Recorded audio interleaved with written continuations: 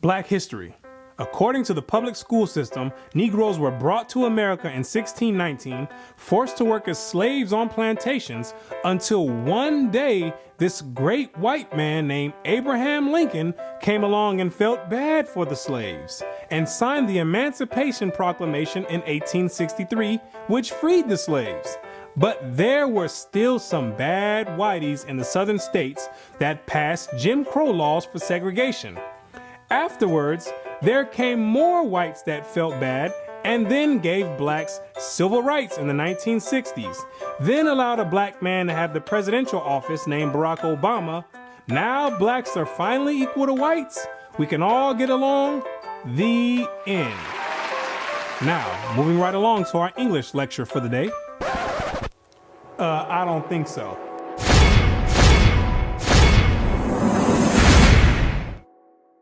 Black history. What do you know about Black history? Let me ask you a question. Prior to the transatlantic slave trade in the 1600s, what was your nationality? What did you call yourself? Some may say African. Well, Africa is a continent, and in that continent, there's over 47 different countries in there. Which one do you come from? What language did you speak prior to the 1600s? Was it English? There's over 1,500 dialects being spoken in the land of Africa. Pick one. What clothing did you wear? Was it high heels and stilettos? Skinny jeans and Vans?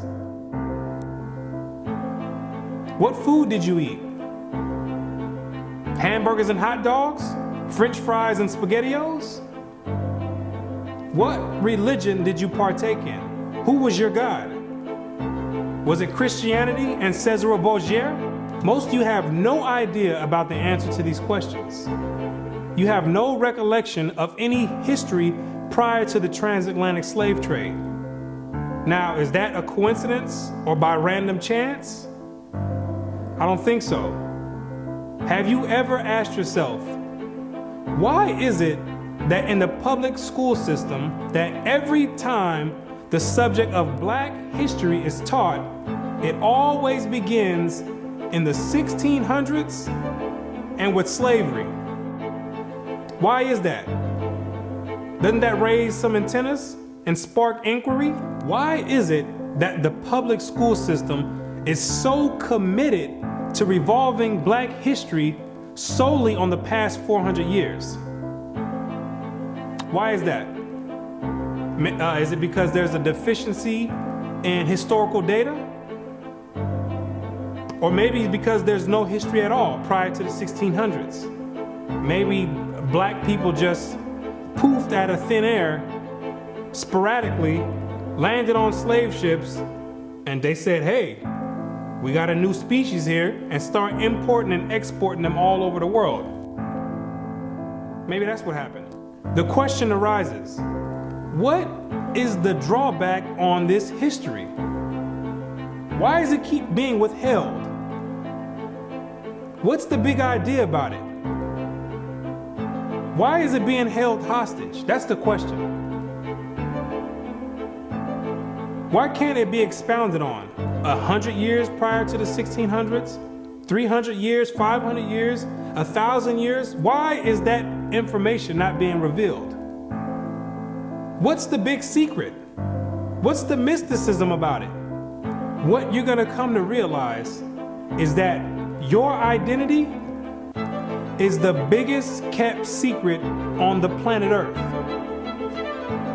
Oh, you thought that NASA and the space station and the secret missions being conducted by them, oh, you thought that was the biggest kept secret on Earth. No, this is bigger than that.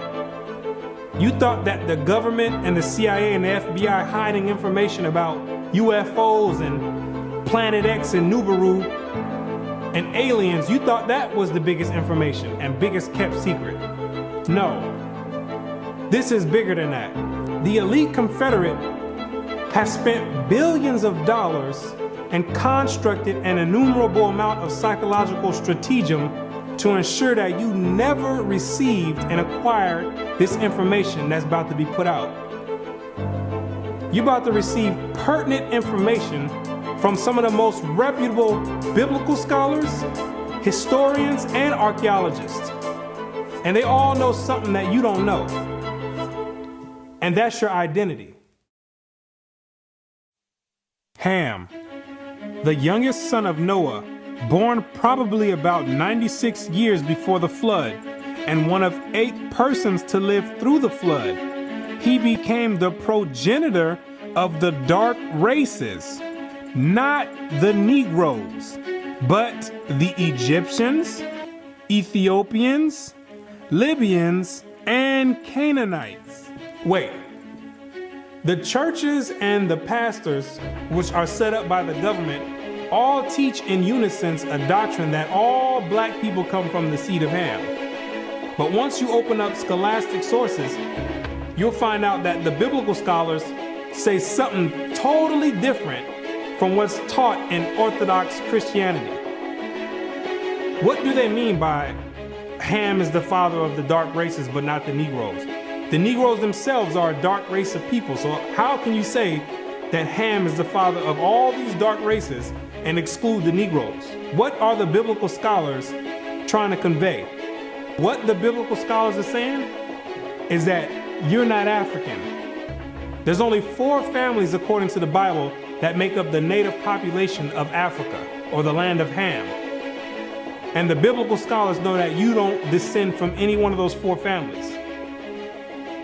In order to write that in a scholastic and academic book, the biblical scholars have done extensive and thorough research on both the so-called Negroes and the Africans, the native Africans. And they've came to the conclusion after the extensive research that the Negroes don't have anything to do with the native Africans at all.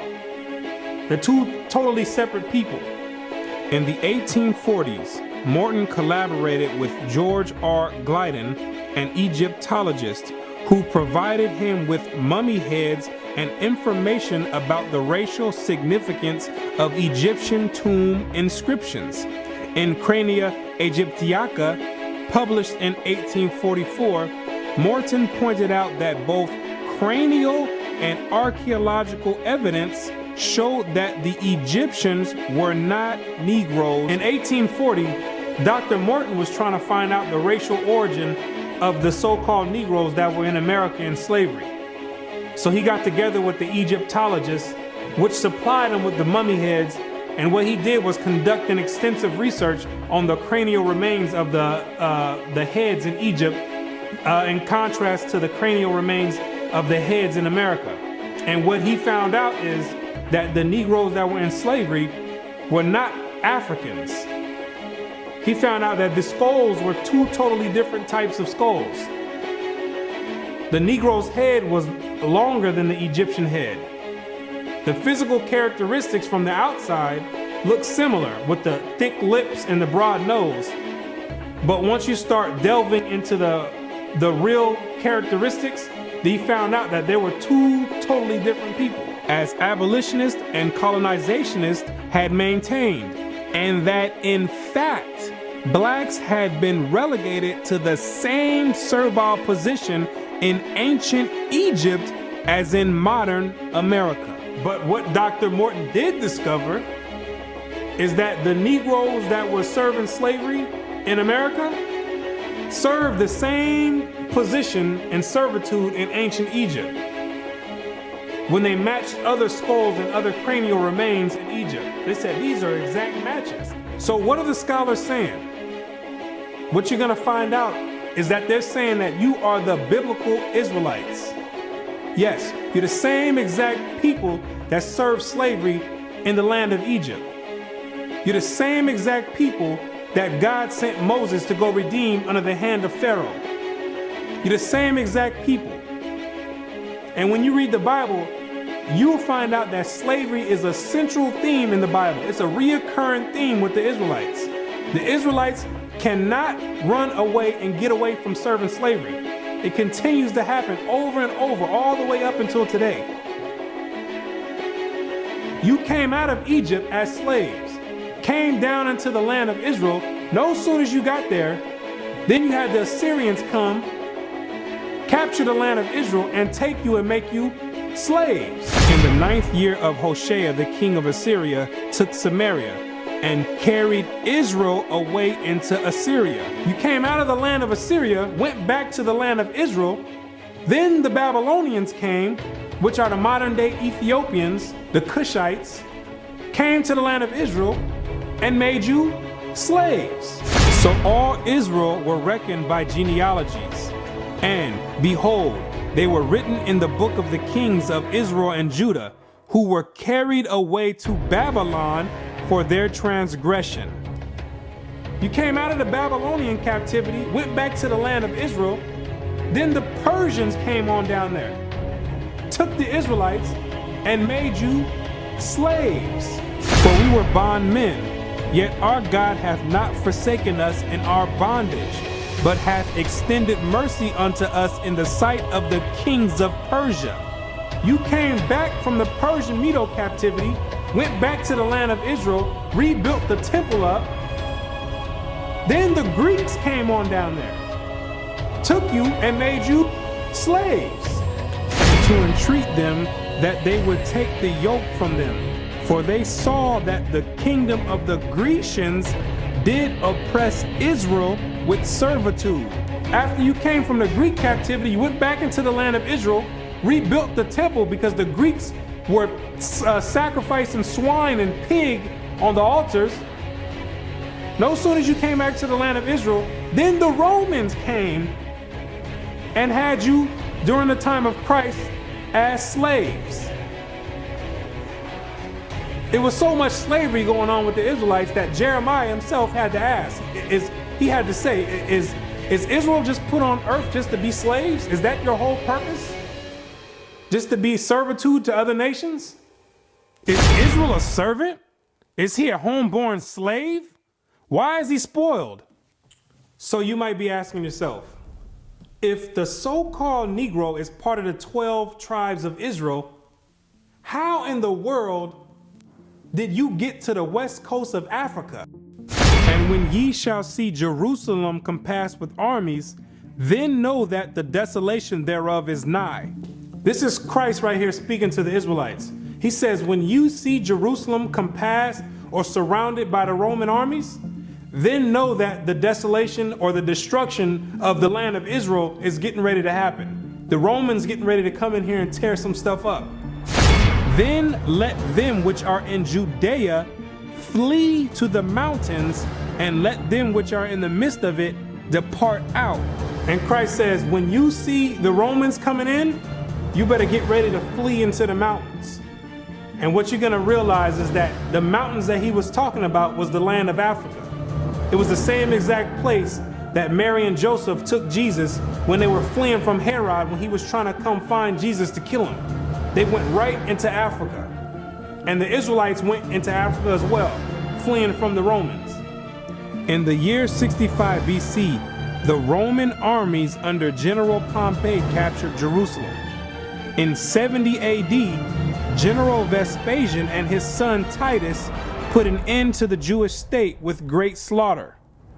During the period from Pompey to Julius, it has been estimated that over 1 million Jews fled into Africa, fleeing from Roman persecution and slavery. The slave markets were full of black Jewish slaves. Over 1 million of you Israelites fled from the land of Israel into the land of Africa, running away from the Romans because the Romans was coming to put slaughter to the Israelites. The ones that didn't take heed to the prophecy of Christ when he said you better leave and go to the mountains, go to Africa, when they got caught by the Romans, they were taken back to Europe and sold in slavery and put in servitude and became gladiators, put in the lions' dens. The pagans and the Romans attacked the Jews indiscriminately. Both the Jewish soldiers and the uninvolved peaceful population without mercy. As a result of this merciless attack, Many Jews fled to those parts of Northwest Africa known as Tunisia, Algeria, Morocco, and Mauritania. Many other Jews fled to other areas where Rome did not have any jurisdiction. This was to the region of the south, the Sahara Desert, and the Sudan. Grazel says, such is the explanation of how the Sahara Desert first acquired Jewish tribes, toughened by a fighting tradition and possessed of physical characteristics, black, which it is said still makes them approximate very closely the original Jewish population of Palestine. And after migrating from Israel and dwelling on the northwestern parts of Africa, after you were fighting vigorously with the Romans, you had no choice but to start migrating to the southern regions of Africa, where the Romans didn't have any jurisdiction. Because the Romans were relentless and they were adamant about putting all Israelites to death. So in order to get any type of peace, the Israelites had to start migrating to the sub-Sahara parts of Africa. The scholars know this for a fact.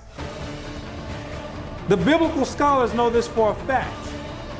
They know all the history of the Israelites and their migration patterns. Whatever may be thought of the more or less mythological traditions connected with the earliest Jews in North Africa, it is now practically an established fact that a Jewish nation, Jewish at least in faith, and perhaps too in origin, long held sway south of the Sahara. In later centuries, Jews are believed to have settled in Western Africa during the height of the Songhai, Mali, Ghana, and Kanem-Bornu empires. According to accounts from explorers of the region, several powerful Jewish families of the Songhai Empire were of Jewish origin. Some accounts place West African Jewish communities in the Andu Forest of Dahomey, south of Timbuktu. In the 1930s, these groups still maintained a Torah scroll written in Aramaic that had been burned into parchment with a hot iron instead of ink so it could not be changed. In the 1930s, the historians went over there and still found Israelites over there that didn't get captured in the slave trade, still practicing the Hebraic faith, still knowing who they were. With a Torah, which is the first 5 books of Moses, written in Aramaic. That's the ancient language. And it's a shame that they have to burn it in hot iron so the European colonialists don't come over there tampering with it and taking the evidence and trying to hide the history. It's a shame that they have to do that. It is a total shame that they have to do that. The black Jews had an advantage over the African tribes. They carried their culture, history, laws, and written records with them. The Jews made use of every opportunity. They were an industrious and skillful people. In the Jewish Ghanaian states were found kings, princes, governors, generals, secretaries, treasurers, revenue agents, judges, architects, engineers, doctors, historians, language interpreters, mathematicians, jewelers, sculptors, masons, carpenters, painters of art, goldsmiths, leather workers, potters, armorers, saddlers, blacksmith, agriculturalists, etc.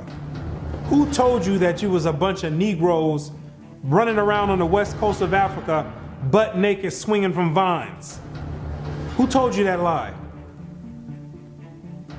You were and still are a prestigious people, a skillful people. The decline of Jewish communities of the West African Maghreb most likely began with the influx of Arab invaders into North Africa starting in 640 CE and later into West Africa in the 1300s and 14 CE. So after you had established communities and empires on the west coast of Africa, after the 7th century, that's when Muhammad and his band of thugs came down there to the West Coast with the Quran in one hand and a sword in another one. And they were forcibly converting the Israelites into that nonsense Islam. Yeah, I said it, nonsense Islam, because that's not what we were dealing with. That's the Arabs' religion. That's not what we were dealing with. And that was the decline of the Hebraic community over there in the west coast of Africa. And that was the forefront in the beginning of the slave trade. Yea, and what have ye to do with me, O Tyre and Zidon, and all the coast of Palestine? Tyre, Zidon, and the coast of Palestine, those are all ancient Africans that God is referring to. Will ye render me a recompense? And if ye recompense me, swiftly and speedily will I return your recompense upon your own head. Because ye have taken my silver and my gold, and carried into your temples my goodly pleasant things. The children also of Judah and the children of Jerusalem have ye sold unto the Grecians. The Africans got together with the so-called Grecians or the Europeans, and they commenced in selling the Israelites that were dwelling on the west coast of Africa in slavery. There's your slave trade right there in the Bible. Both buyers, Europeans, and sellers, Africans, saw the people traded into captivity on the African coast as outsiders. Now, why did those Africans see you as outsiders? Because you were some people that migrated and encroached on their land. They knew you were not the same exact people. The customs that you had, the way you moved, they knew you were not the same people, so they had no problem commencing in a slave trade with the Europeans. Do you be crazy to believe that Africans were selling their own people? That makes no sense at all.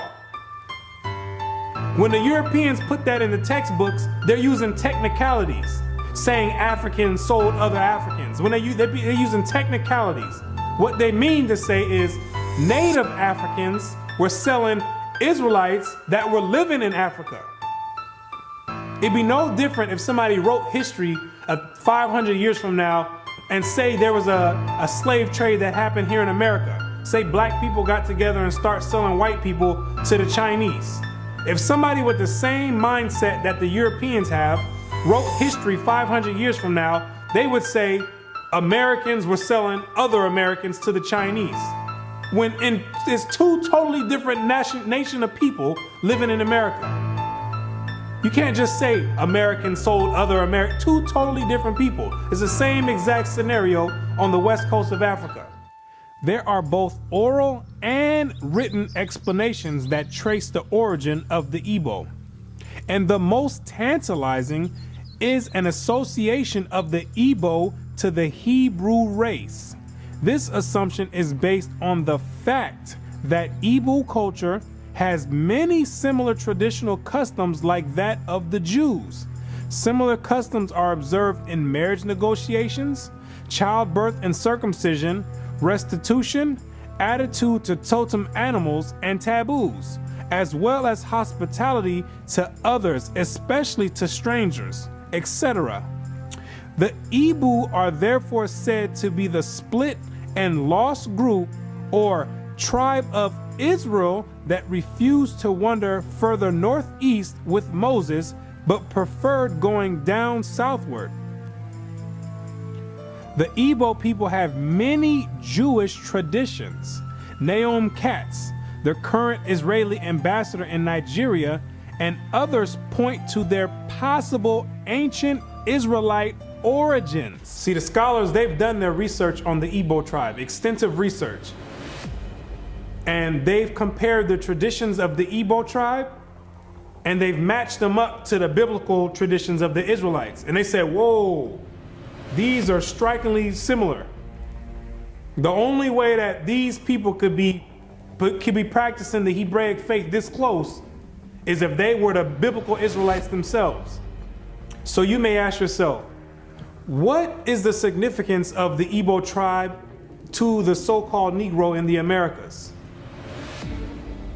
When you do the research, what you're going to find out is that the Igbo tribe is one of the main sought out tribes that were captured and sold in the transatlantic slave trade and came right here to America. The British were the major buyers before they banned their own slave traffic in 1807. They were replaced by the Portuguese and the Spanish for as long as the traffic continued here. The majority of the captives were speakers of Igbo dialects. You can hear me clearly, Rabbi. Let us have your name once more. My name is Rabbi Yehuda Ben Shomer. Okay. Well, is it okay if we just call you Yehuda? Yeah, that's fine. Today? Okay, yeah, that's great. fine. No problem at all. I'll go on even further to say this, that the slave trade is actually connected to Deuteronomy 28, because the majority of the slaves that were brought to the Caribbean islands and brought to the Americas were Igbo people, were people of Hebrew and Hebraic Israelite descent, if you will. And so if you read Deuteronomy chapter 28, it matches perfectly what happened to the Hebrew slaves, the black Hebrew slaves, during the slave trade. It just matches it perfectly. Back up now. I think we just rung a bell here. Hold up now. Okay. Hold up. Hold the presses. Okay. Hold up. I hope everyone is listening to this. This is you about to rock some boats now, Ben Yehuda there. Hold up now. Listen to what he's saying here. So you are saying that there's a great chance, or more so, that the black people that links directly to the slave trade are from the lost tribes of Israel. Is that what you're saying here, sir? Yes, I am. Now, granted, I will qualify that I don't. Wait a second. I don't believe that every single black person is Hebraic or Jewish, but I'm saying that the majority of the slaves involved in the slave trade were Hebrews. These people knew exactly who they were buying and selling, both the Africans and the Europeans.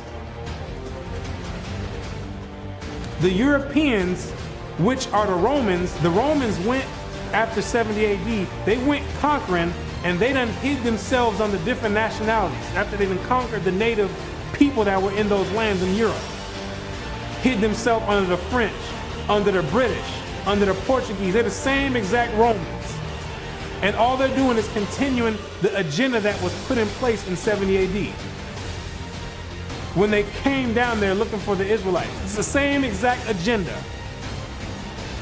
And carrying it forward to today. It's the same exact agenda. They knew exactly who they were aiming for. It's not by coincidence that all the history matches up perfectly with the Bible prophecies. It's not a coincidence. And then they push a doctrine on you in church talking about it doesn't matter. So then you never go and look for this information. Now you see exactly why they don't put none of this in black history, why they don't go prior to the 1600s. You start digging prior to the 1600s, and then you find out you come or descend from the Igbo tribe. You start doing your research. Well, let me find out a little bit more about this Igbo tribe. Then you find out that the Igbo tribe are known as fact descend from the 12 tribes of Israel. So then you say, hold on. Something's not right here. That's the exact reason why they don't go prior to the 1600s. You're not supposed to find out this information. They're supposed to keep renaming your nationalities every few years to cause confusion and to have you confused, not knowing who you are. Each year, something else come out. First you called Negro, then you called color. Then 10 years later, they switch it to African American. It's all by design. Now you have to be asking yourself, if you are supposed to be the people of God, the chosen people of God, why is it that he continues to allow you to keep going into slavery after slavery after slavery? And why does he have you building up everybody's civilization off of the back of your slave labor. And it shall come to pass, when thou shalt show this people all these words, and they shall say unto thee, wherefore hath the Lord pronounced all this great evil against us? Or what is our iniquity? Or what is our sin that we have committed against the Lord our God?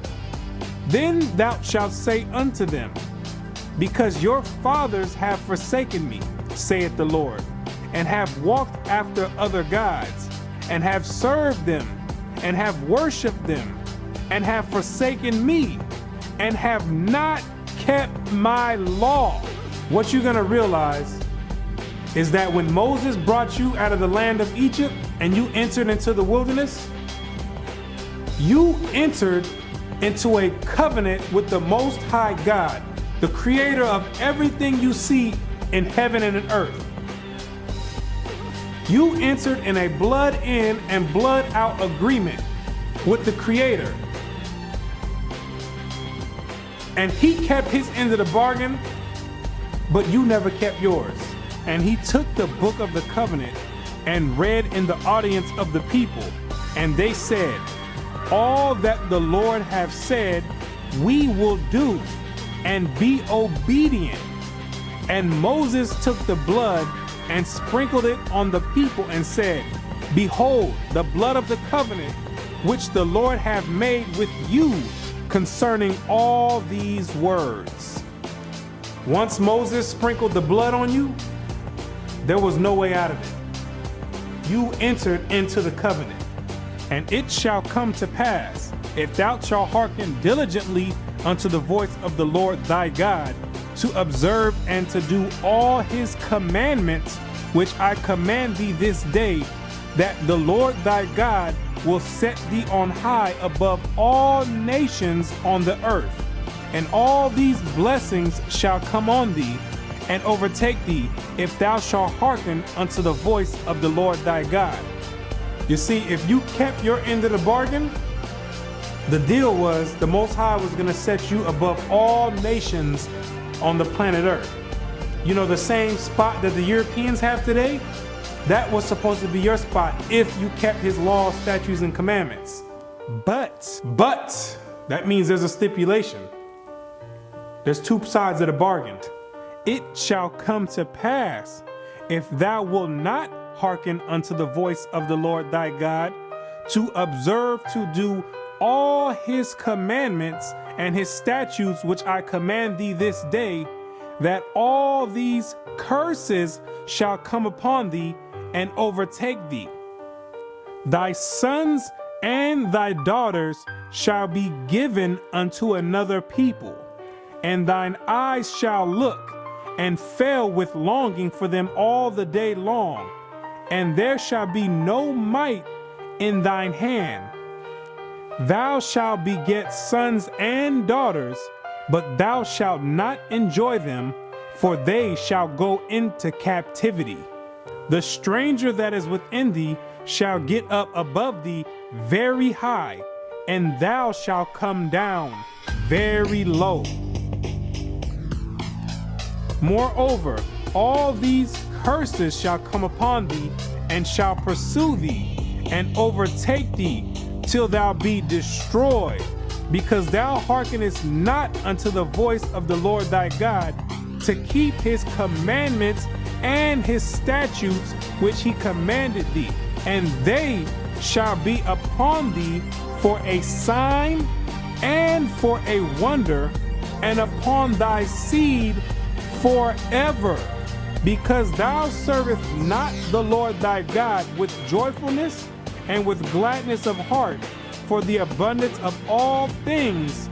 Therefore shalt thou serve thine enemies, which the Lord shall send against thee, in hunger and in thirst and in nakedness and in want of all things. And he shall put a yoke of iron upon thy neck until he have destroyed thee. God says you'd have the yokes of iron on your neck until he have destroyed you. So that means when he take the yokes of iron off, you were destroyed. When did that happen? in 1863 when Abraham Lincoln signed the Emancipation Proclamation. The yokes of iron came off, but at that time, your whole history had been whipped out of you. When the master gives you something, you take it. He gave it a name. It's a nice name. It's Toby. And it's going to be yours till the day you die. Now, I know you understand me, and I want to hear it. Again!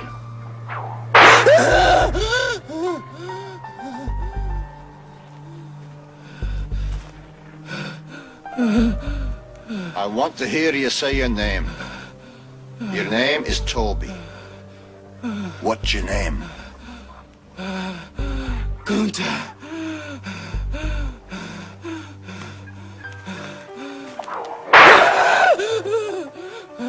Lord God, help that boy. They're gonna whip him dead. What's your name? Say it. Toby. Who are you? Say your name.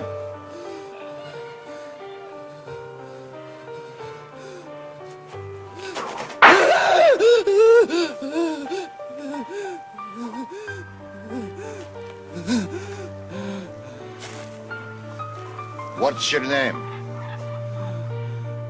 Toby. So that the man that is tender among you and very delicate, his eyes shall be evil towards his brother, and toward the wife of his bosom, and toward the remnant of his children, which he shall leave. You wonder why it's black on black crime? You didn't keep your part of the covenant. You wonder why black men always leave the children? You didn't keep your part of the covenant. Also, every sickness and every plague which is not written in the book of this law, them will the Lord bring upon thee until thou be destroyed. Why are you number one in HIV? You didn't keep your part of the covenant.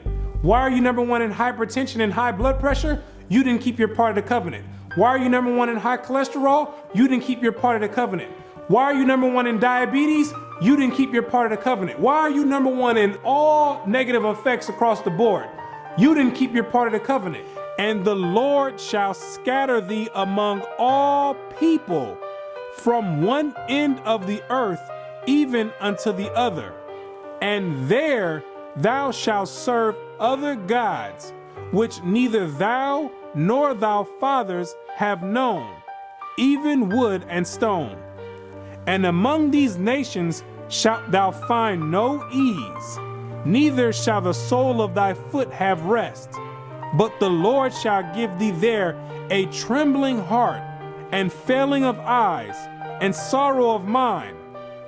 And thy life shall hang in doubt before thee, and thou shalt fear day and night, and have no assurance of thy life. In the morning thou shalt say, would God it were even? And in the evening thou shalt say, would God it were morning? For the fear of thine heart wherewith thou shalt fear, and for the sight of thine eyes which thou shalt see. And the Lord shall bring thee into Egypt again. The word Egypt in the Bible means bondage or slavery. I am the Lord thy God, which have brought thee out of the land of Egypt, out of the house of bondage. So when God says he's gonna bring you into Egypt again, he's saying, I'm gonna bring you into slavery again with ships. But this time you're going with ships, packed up like sardines in a can. By the way whereof I spake unto thee, thou shalt see it no more again. And there ye shall be sold unto your enemies for bondmen and bondwomen, and no man shall buy you. And God says no man shall buy you. Back in the biblical days, you would be able to buy or redeem a slave by payment. But God says no man is going to be able to redeem you out of this slavery. This last one I bring you to, this last Egypt, nobody's gonna get you out of it. Marcus Garvey tried to get you out of it, didn't work. Martin Luther King tried to get you out of it, didn't work. Malcolm X tried to get you out of it, didn't work. Louis Farrakhan tried to get you out of it, didn't work. Al Sharpton tried to get you out of it, didn't work. Why? Because you are still breaking the covenant.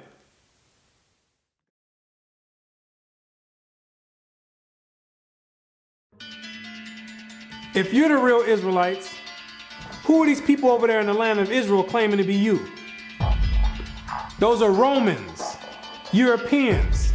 They got pushed up in the South Georgia, Russia, in the Caucasus Mountains, and hid themselves under the name of Khazars.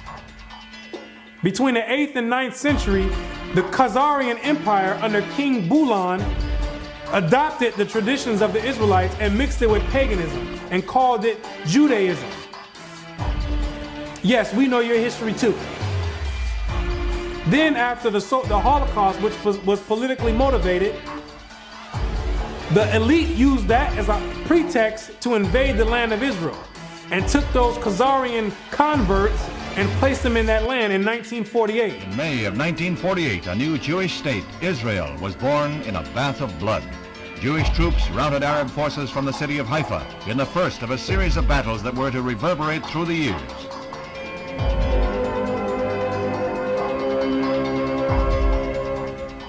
In the year of independence, fighting was fierce in the Negev desert area.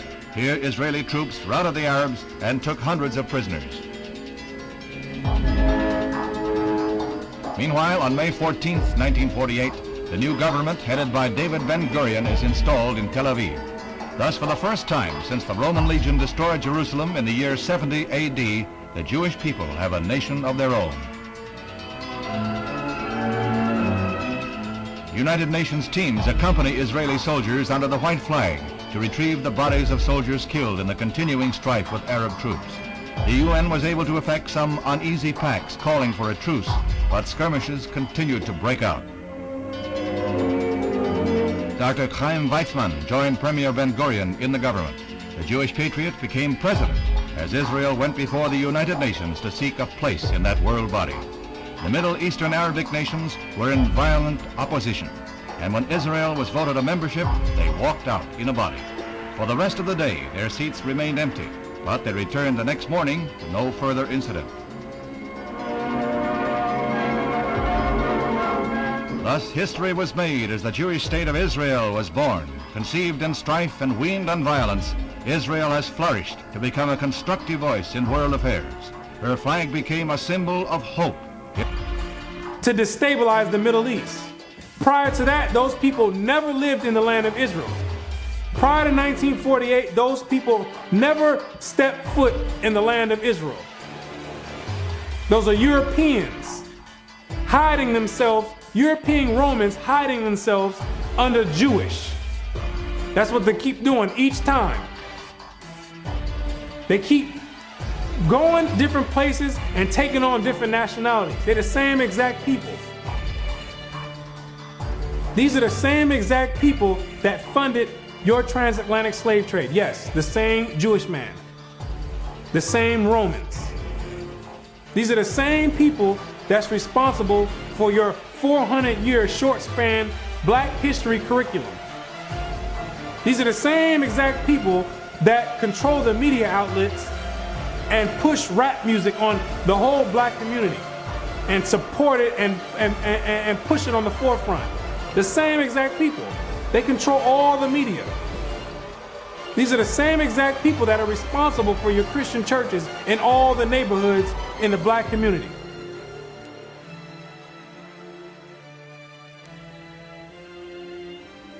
The Bible says when the real Jews get in the land of Israel, there will be no more war. Since those converts, Khazarian converts, went into the land, it's only been war. They don't fit the prophecies. They over there dealing with Satan. I know thy works and tribulation and poverty, but thou art rich. And I know the blasphemy of them which say they are Jews and are not, but are the synagogue of Satan, using the Babylonian Talmud as their authoritative source. These people are not the real Jews, and they have nothing to do with the Most High God and the biblical Israelites. They're not the real Jews, and they're dealing with Satan at the highest level.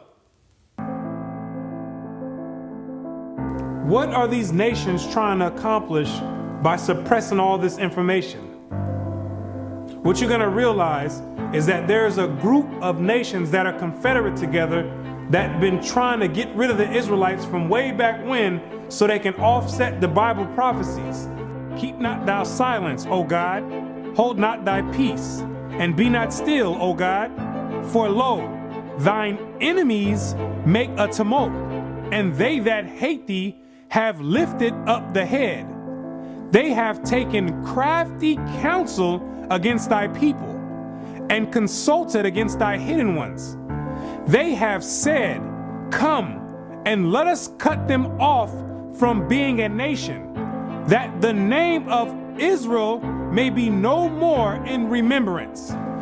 The elite know that America, according to the Bible, is the last kingdom before the return of the Messiah. It's the last reigning kingdom, called Babylon the Great, or the Little Horn. And they're trying to offset prophecy and prolong their rulership, because they know that when Christ returns, he and the 144,000 are going to be the next ruling government on the planet Earth. And he that overcometh and keepeth my works unto the end, to him will I give power over the nations, and he shall rule them with a rod of iron. As the vessels of a potter shall they be broken to shivers, even as I received of my Father. And I heard the number of them which were sealed, and there were sealed 144,000 of all the tribes of the children of Israel. The elite don't want this prophecy to go forth. They're going to do anything in their power to offset the prophecies and prolong their rulership, because they know that once the Israelites are in rulership or in authority, that all these nations that had a hand in enslaving the Israelites, they're all going in captivity. It's going to be their turn for servitude. For the Lord will have mercy on Jacob, and will yet choose Israel, and set them in their own land.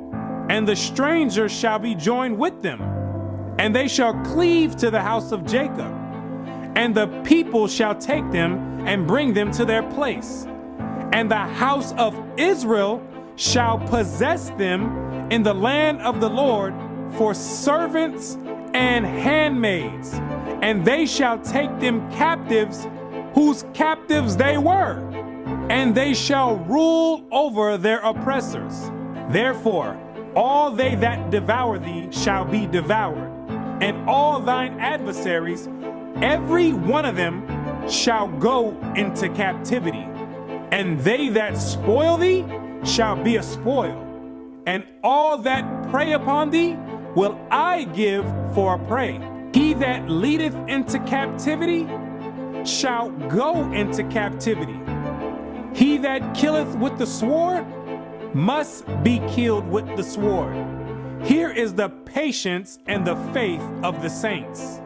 The elite have got together with their top scholars in their think tanks, and they know these prophecies to a T. They didn't study this book back and forth. They understand all the breakdowns and prophecies.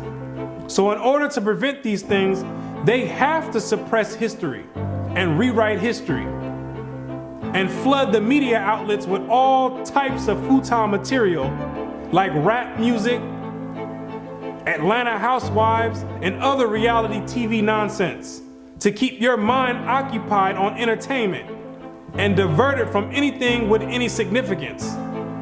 And the success rate of that to black people is extremely high. The black man won't pick up a book if his life depended on it. A book is kryptonite to the black man.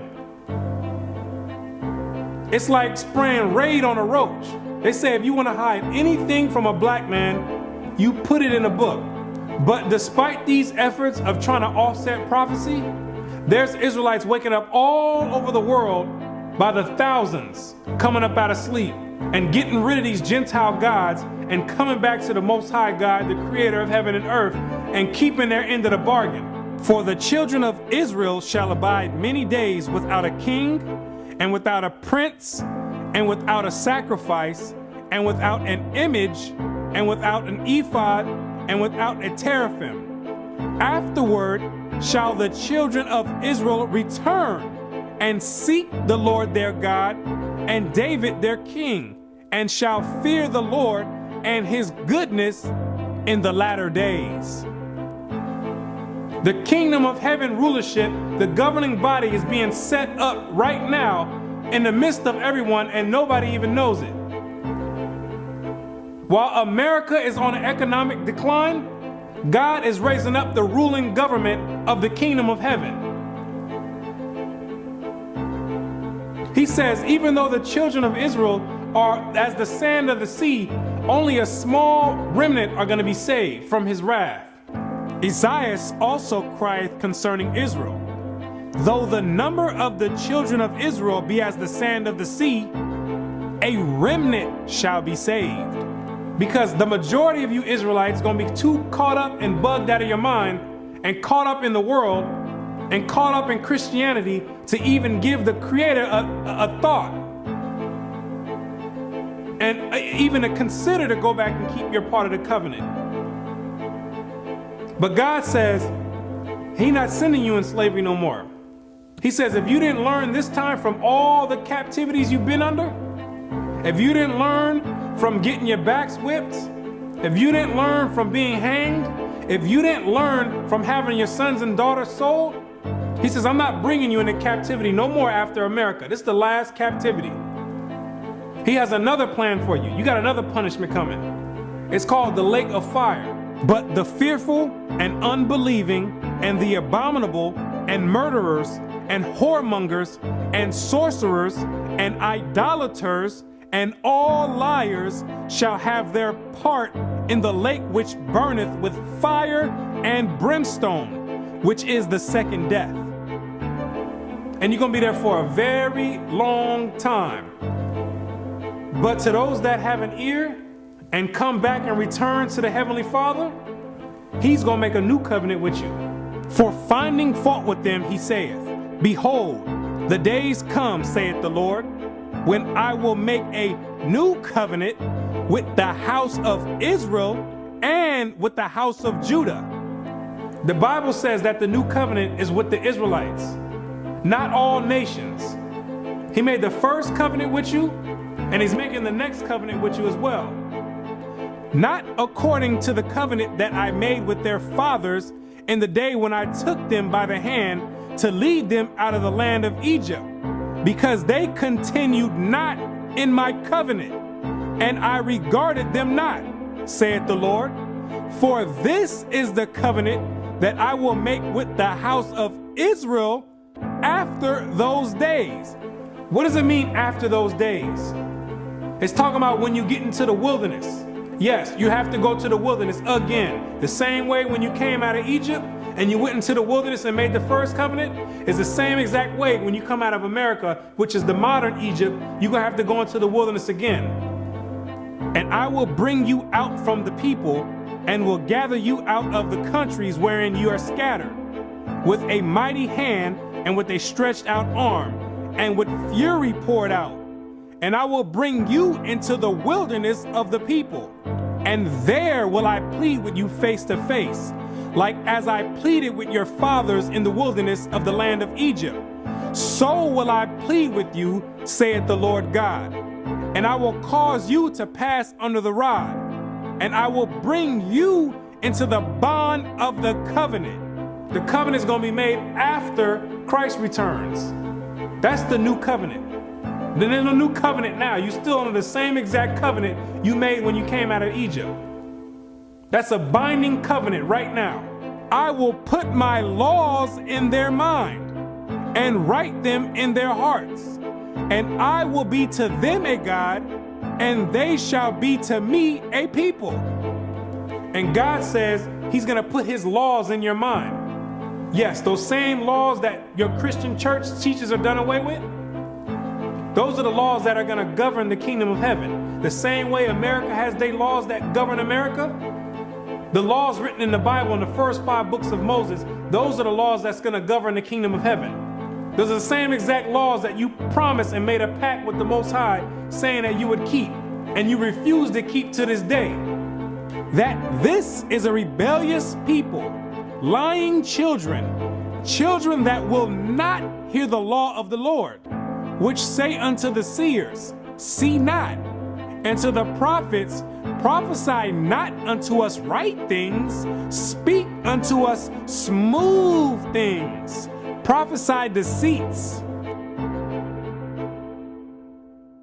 Yet the number of the children of Israel shall be as the sand of the sea, which cannot be measured nor numbered.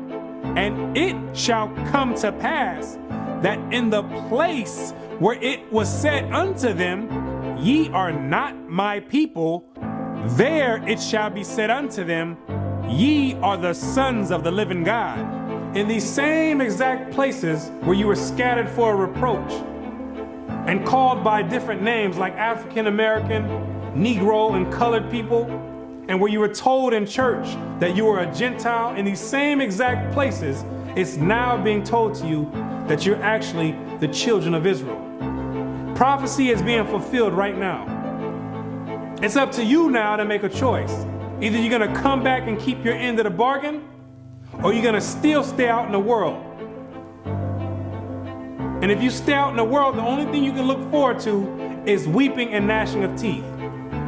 The Most High is extending out his hand one last time.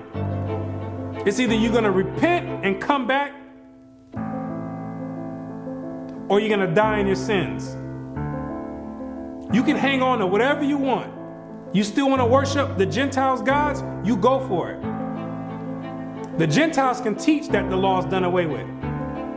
They wasn't back there in the wilderness, and they wasn't back there with the blood sprinkled on them. They wasn't under a covenant. They weren't back there saying, we will obey. You did. The Most High never gave them no laws to keep, but he gave it to you. He showeth his word unto Jacob, his statutes and his judgments unto Israel. He hath not dealt so with any nation. And as for his judgments, they have not known them. Praise ye the Lord. So there's no punishment for them not keeping the laws. But there's a great punishment for you not keeping it. So it's time to decide. Either you're going to be in or you're out. But now you know who you are.